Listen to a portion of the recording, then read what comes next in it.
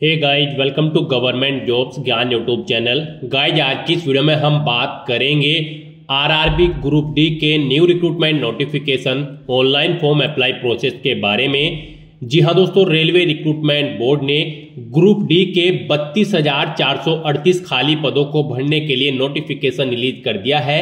कैसे आप इस भर्ती के लिए अपने फॉर्म अप्लाई कर सकते हो ऑल इंडिया से बिना कोई मिस्टेक किए हुए, इसकी पूरी जानकारी हम आपको स्टेप बाय स्टेप रजिस्ट्रेशन से लेकर प्रिंट तक इस वीडियो में देंगे। बस आपको इस वीडियो को स्किप के बिना शुरू से लेकर एंड तक देखना है। उसके बाद वीडियो पसंद आए तो इसे लाइक और शेयर कर दें, चैनल पर नए हो तो इसे सब्सक्राइब कर ले।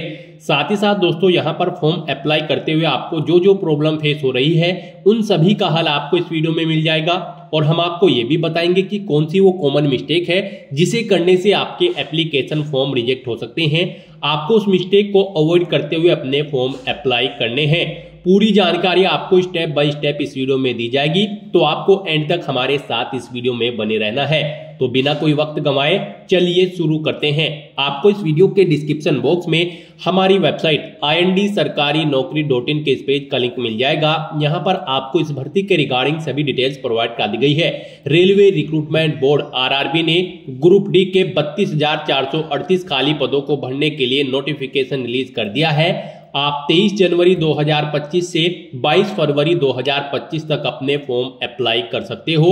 10वीं पास या फिर ITI पास या फिर जिनके पास नेशनल अप्रेंटिसशिप सर्टिफिकेट है वो कैंडिडेट एलिजिबल हैं, अप्लाई कर सकते हैं। 18 से 36 साल आपकी आयु सीमा रखी गई है।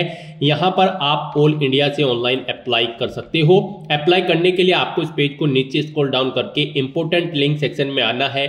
ऑफिशियल नोटिफिकेशन PDF लिंक पर क्लिक करना है। इस भर्ती के नोटिफिकेशन को ओपन कर लेना है और इसमें से आपको 1 बाय 1 करके सभी डिटेल्स रीड आउट कर लेनी है, जैसे कि क्या पोस्ट का नाम है, कितनी उसके लिए नंबर ऑफ वैकेंसीज है, कौन से आरआरबी में कितनी वैकेंसीज है, क्या सैलरी यहाँ पर आपको प्रोवाइड कराई जाएगी। सभी जानकारी, educational qualification, selection process, exam pattern, exam syllabus की आपको इस ऑफिशियल नोटिफिकेशन में दे दी गई है। आपको सभी डिटेल्स केयरफुली चेकआउट करनी है, फिर आपको अपना फॉर्म अप्लाई करना है। अप्लाई करने के लिए आपको हमारी वेबसाइट के इसी पेज पर ही अप्लाई ऑनलाइन का ये लिंक दिया गया है। जैसे ही आप इस लिंक पर क्लिक करेंगे तो आपके सामने आरआरबी का ये ऑफिशियल पोर्टल ओपन होगा।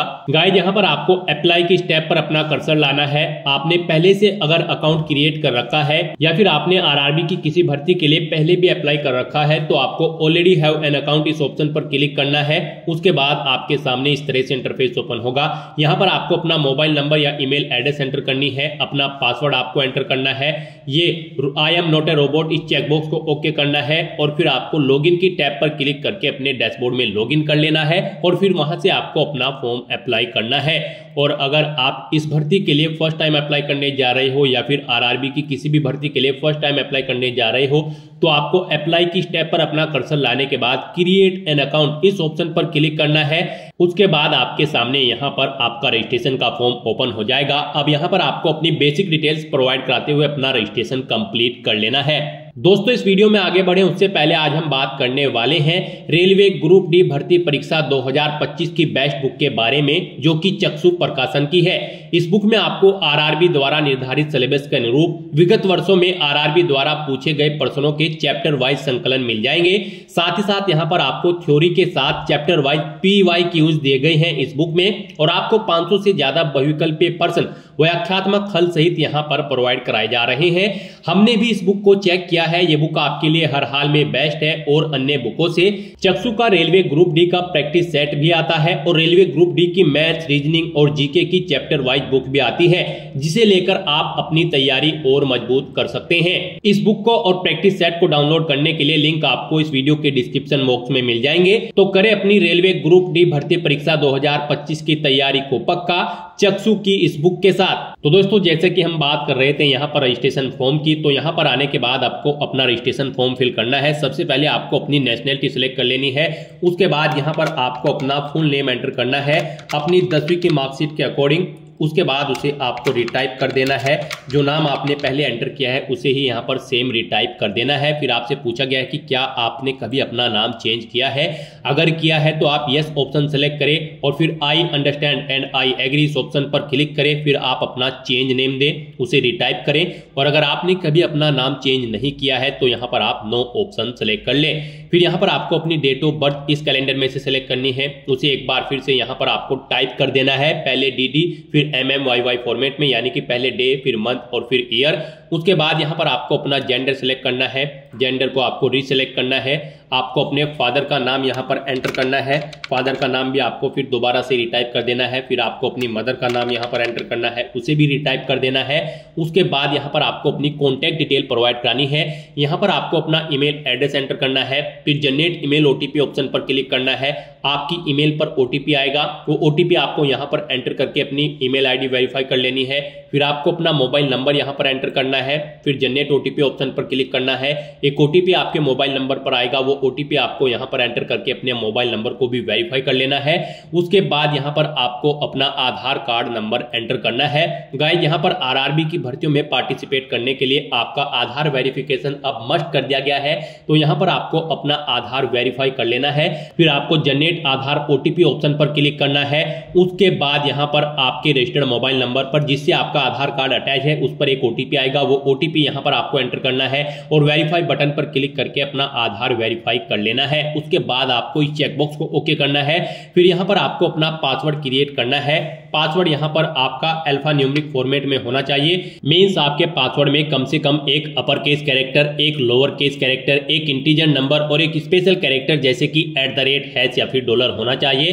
तो इस फॉर्मेट में आपको अपना पासवर्ड क्रिएट करना है। वही पासवर्ड आपको यहाँ पर कंफर्म पासवर्ड फील्ड में एंटर करना है। उसके बाद आपको I am not a robot इस चेकबॉक्स को ओके करना है और फिर आपको preview and create an account इस ऑप्शन पर क्लिक कर देना है। उसके बाद आपका अकाउंट क्रिएट हो जाएगा। फिर आपको इस पेज को ऊपर स्क्रॉल करके लॉग इन हियर इस ऑप्शन पर क्लिक करना है और यहाँ पर आपको अपना मोबाइल नंबर या फिर ईमेल एड्रेस एंटर करना है। अपना पासवर्ड आपको एंटर करना है जो आपने अभी अभी क्रिएट किया है और फिर आपको I am not a robot इस चेकबॉक्स को ओके करना है और लॉगिन की स्टेप पर क्लिक करके अपने डैशबोर्ड में लॉगिन कर लेना है। लॉगिन करने के बाद आपका डैशबोर्ड कुछ इस तरह से शो होगा। इसमें आपको ऑनलाइन एप्लीकेशन की टैब पर क्लिक कर देना है। उसके बाद यहाँ पर आपके सामने कुछ इस तरह से इंटरफेस ओपन होगा। अब यहाँ पर आपको CN 8/2024 various post in level 1 of 7 CPC पे मैट्रिक्स के सेक्शन में आना है। यहाँ पर ये ग्रुप D की 32,438 पोस्ट के लिए वैकेंसी है। तो यहाँ पर आकर आपको सबसे पहले अपना कोई बोर्ड सेलेक्ट कर लेना है जिस बोर्ड में आप अप्लाई करना चाहते हैं। उसके बाद आप इस चेकबॉक्स को ओके करें और फिर आप नेक्स्ट ऑप्शन पर क्लिक कर दें। नेक्स्ट आपके सामने आपका एप्लीकेशन फॉर्म ओपन हो जाएगा। यहाँ पर कुछ चीजें आपकी ऑटोमेटिकली फिल कर ली गई है आपकी रजिस्ट्रेशन डिटेल से जो आपने रजिस्ट्रेशन में प्रोवाइड कराई थी। अब यहाँ पर आपको अपना मैरिटल स्टेटस सेलेक्ट करना है, अपना रिलीजन सेलेक्ट करना है, अपनी मातृभाषा आपको सेलेक्ट कर लेनी है। फिर यहाँ पर एग्जामिनेशन आप किस लैंग्वेज में चाहते हैं वो भाषा आप सेलेक्ट करें। फिर आपकी बॉडी पर कहीं कोई कट या तिल का निशान है तो उस पैलेस का नाम एंटर कर दे। फिर आप एक और पैलेस का नाम एंटर कर सकते हैं अगर आपकी बॉडी पर एक से ज्यादा जगह कोई चिन्ह है। अगर नहीं है तो यहाँ पर आप नो मार्क एंटर कर दें। उसके बाद यहाँ पर आपको अपनी कम्युनिटी सेलेक्ट कर लेनी है। फिर यहाँ पर आपको अपनी कास्ट का नाम एंटर करना है। अपना अगर आप रिजर्व कैटेगरी से बिलोंग करते हो तो यहाँ पर आपको अपना कम्युनिटी सर्टिफिकेट नंबर एंटर करना है। फिर आपको ये सर्टिफिकेट किसने प्रोवाइड कराया है उस पोस्ट की डेजिग्नेशन की अथॉरिटी का नाम आपको सिलेक्ट कर लेना है। फिर कौन से स्टेट में इशू हुआ है वो स्टेट आपको सिलेक्ट कर लेना है। कम्युनिटी सर्टिफिकेट आपका किस डेट को इशू हुआ है वो डेट आपको कैलेंडर में से सिलेक्ट कर लेनी है। फिर यहाँ पर आपसे पूछा गया है कि क्या आप रेलवे की इस एग्जाम के लिए फ्री ट्रेवल पास चाहते हैं। अगर चाहते हैं तो यस करें, नहीं तो नो ऑप्शन सेलेक्ट करें। फिर अपने नियरेस्ट रेलवे स्टेशन का नाम आप एंटर करें। फिर यहाँ पर आपको अपना कास्ट सर्टिफिकेट अपलोड कर देना है। आप अपलोड डॉक्यूमेंट ऑप्शन पर क्लिक करें, फाइल को सिलेक्ट करें और उसे यहाँ पर अपलोड कर दें।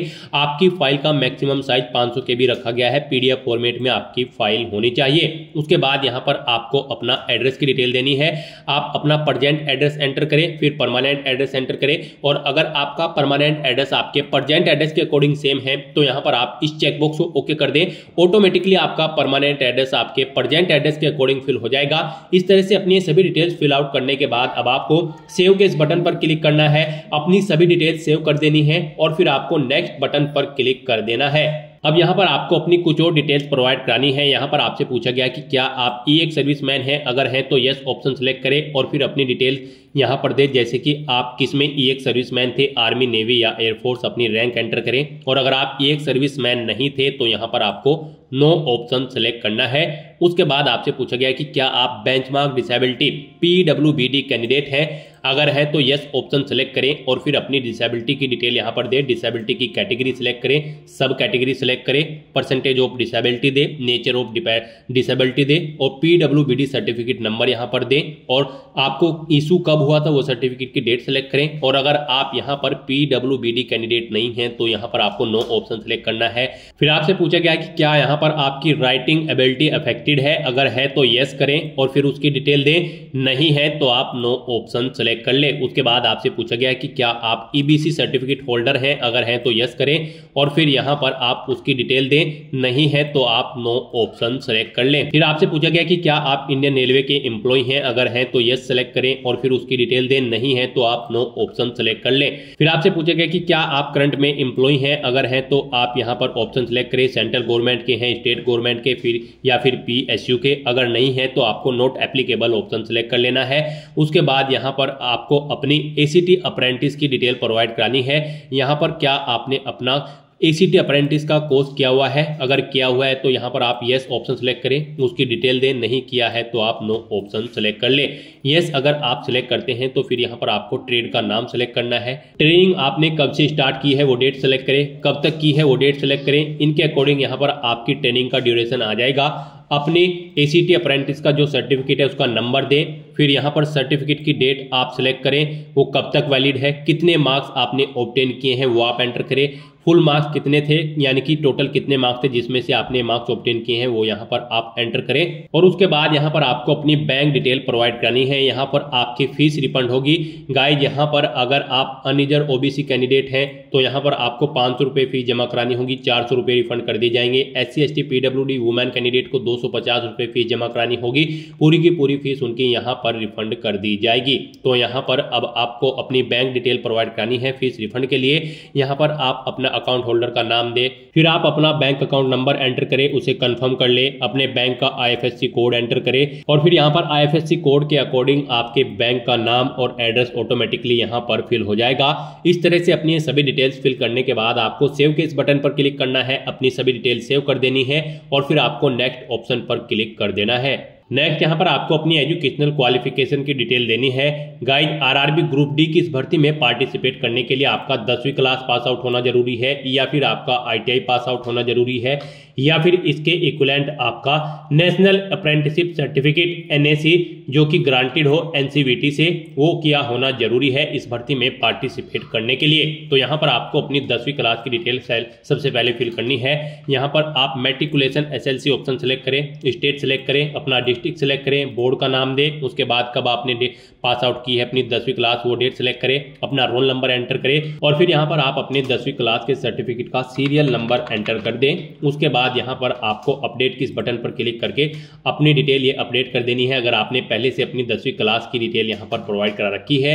नहीं तो यहाँ पर आप क्वालिफिकेशन में सिलेक्ट करके मैट्रिकुलेशन /SSLC सेम यही डिटेल प्रोवाइड करा सकते हो। और अगर आपने ITI भी कर रखी है तो आप ITI ऑप्शन सेलेक्ट करें और फिर आप ऐसे ही यहाँ पर अपनी ITI की डिटेल प्रोवाइड करा सकते हो। सबसे पहले यहाँ पर आपको ट्रेड सेलेक्ट करनी है, स्टेट सेलेक्ट करना है अपना, उसके बाद यहाँ पर आपको अपना डिस्ट्रिक्ट सेलेक्ट करना है, फिर यहाँ पर आपको इंस्टीट्यूट का नाम देना है जिससे आपने अपनी ITI कंप्लीट की है, कब पास आउट की है वो डेट सेलेक्ट करें, सर्टिफिकेट इशू आपको NCVT से हुआ है या फिर SCVT से ऑप्शन सेलेक्ट करें, फिर आप अपने सर्टिफिकेट का टाइप सेलेक्ट करें। उसके बाद यहाँ पर ऐड के इस बटन पर क्लिक करें, अपनी ITI की डिटेल्स आप ऐड कर दें। इस तरह से आपकी ITI की डिटेल ऐड हो जाएगी। और अगर आपने यहाँ पर NAC सर्टिफिकेट अप्रेंटिसशिप सर्टिफिकेट किया हुआ है तो यहाँ पर आप NAC ऑप्शन सेलेक्ट करें, फिर यहाँ पर आप अपनी ट्रेड सेलेक्ट करें, स्टेट सेलेक्ट करें, फिर आप अपना डिस्ट्रिक्ट सेलेक्ट करें। डिस्ट्रिक्ट सेलेक्ट करने के बाद यहाँ पर आप इंस्टीट्यूट का नाम दें जिससे आपने ये सर्टिफिकेट किया है, कब किया है वो डेट सेलेक्ट करें। सर्टिफिकेट इशू आपको एनसीवीटी से हुआ होगा तो ये आप ऑप्शन सेलेक्ट करें। सर्टिफिकेट का टाइप आप सिलेक्ट करें एनएसी और फिर ऐड केस बटन पर क्लिक करके अपने सर्टिफिकेट की डिटेल को भी आप ऐड कर दें। इस तरह से अपनी क्वालिफिकेशन की डिटेल ऐड करने के बाद अब आपको नेक्स्ट ऑप्शन पर क्लिक करना है। उसके बाद आपके सामने यहाँ पर कुछ इस तरह से इंटरफेस ओपन होगा। अब यहाँ पर आपको अपना फोटो और सिग्नेचर अपलोड करने हैं। गाइस यहाँ पर आपका फोटो 50 KB से 100 KB के बीच में होना चाहिए। यहाँ पर इसकी हाइट 320 पिक्सल और विड्थ 240 पिक्सल होनी चाहिए और सिग्नेचर भी आपके यहाँ पर 30 KB से 50 KB के बीच में होने चाहिए। इनकी हाइट 60 पिक्सल और विड्थ 140 पिक्सल होनी चाहिए। ये डॉक्यूमेंट आपके जेपीजी या फिर जेपीईजी फॉर्मेट में होने चाहिए। यहाँ पर अगर आपका फोटो और सिग्नेचर बड़े या छोटे हैं तो आप गूगल में जाकर इमेज रिसाइजर का कोई भी वेबसाइट ओपन करके उसमें अपने डॉक्यूमेंट यहाँ पर आप ओके कर सकते हो और फिर उन्हें यहाँ पर आप अपलोड कर सकते हो। अपलोड करने के लिए आपको यहाँ पर ब्राउज केस बटन पर क्लिक करना है और फाइल को सिलेक्ट करना है और उसे यहाँ पर आपको 1 बाय 1 करके अपना फोटो सिग्नेचर अपलोड कर देने हैं। गाइस इस सेक्शन में आपको दी गई गाइडलाइंस के अकॉर्डिंग अपने फोटो और सिग्नेचर अपलोड करने हैं, अदरवाइज यहाँ पर आपका एप्लीकेशन फॉर्म रिजेक्ट हो सकता है। जैसा कि हमने स्टार्टिंग में ही बताया था कि कौन सी वो कॉमन मिस्टेक है जिसे करने से आपके एप्लीकेशन फॉर्म रिजेक्ट हो सकते हैं, तो इसी सेक्शन की वो मिस्टेक है। इस सेक्शन में अगर आप मिस्टेक करोगे, दी गई गाइडलाइन के अकॉर्डिंग अगर आप अपने डॉक्यूमेंट अपलोड नहीं करोगे फोटो और सिग्नेचर, तो आपका एप्लीकेशन फॉर्म यहाँ पर रिजेक्ट हो सकता है। तो इस तरह से अपना फोटो सिग्नेचर यहाँ पर अपलोड करने के बाद आपको सेव के इस बटन पर क्लिक करना है, इन्हें सेव कर देना है और फिर आपको नेक्स्ट ऑप्शन पर क्लिक कर देना है। नेक्स्ट आपके सामने कुछ इस तरह से इंटरफेस ओपन होगा। यहाँ पर आप जिस पोस्ट के लिए एलिजिबल हैं आपको यहाँ पर वो शो कर दी गई है। मान लीजिए आप यहाँ पर किसी और पोस्ट के लिए अप्लाई करना चाहते हैं तो फिर आपको अपना आरआरबी चेंज करना होगा। स्टार्टिंग में ही यहाँ पर जिस आरआरबी को आपने सिलेक्ट किया है और आपकी एलिजिबिलिटी के अकॉर्डिंग यहाँ पर आपको पोस्ट शो कर दी गई है। आप इस पोस्ट पर एलिजिबल हैं अप्लाई करने के लिए। ये पोस्ट आपके आरआरबी और एलिजिबिलिटी के अकॉर्डिंग यहाँ पर शो होगी।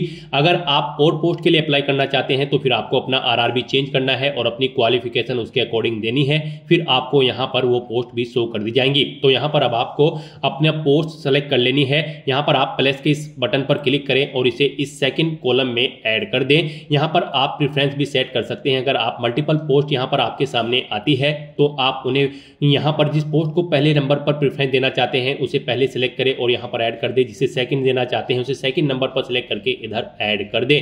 तो इस तरह से आप यहाँ पर आप अपनी पोस्ट प्रेफरेंस दे सकते हैं। फिर आपको इस पेज को नीचे स्क्रॉल करना है, इस चेकबॉक्स को ओके करना है। फिर यहाँ पर आपको इस चेकबॉक्स को ओके करना है, अपना पैलेस यहाँ पर एंटर करना है और फिर आपको सेव के इस बटन पर क्लिक करके अपनी सभी डिटेल्स सेव कर देनी है और फिर आपको प्रीव्यू एप्लीकेशन इस ऑप्शन पर क्लिक कर देना है। नेक्स्ट आपको आपके एप्लीकेशन फॉर्म का पूरा प्रीव्यू शो कर दिया जाएगा। आपको सभी डिटेल्स केयरफुली चेकआउट करनी है, पेज को नीचे स्क्रॉल करना है। यहाँ पर आप अगर कोई मिस्टेक पाते हो तो आप एडिट बटन पर क्लिक करके अपने फॉर्म को एडिट कर ले, नहीं तो आपको चेकबॉक्स को ओके करना है और सबमिट बटन पर क्लिक कर देना है।